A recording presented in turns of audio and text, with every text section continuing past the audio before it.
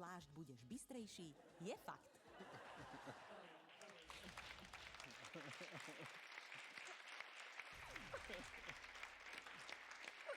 Áno, Janka?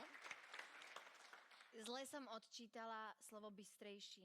To bolo naformulované tak, že v mojej hlave to znelo, že akože bystrejší, že múdrejší, ale uznávam, že slovenčina je tak úžasný jazyk, že slovo bystrejší môže obsahovať v sebe aj tú pozornosť a tým pádom už by som úplne iné tlačítka stlačávala. Napríklad ja som celý šatník vymenil a už to mám len laboratórne biele plášte.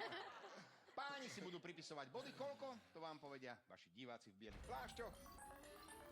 Ale nejak to pomaly ide. Aj. 15 bodov, pripíšeme si body.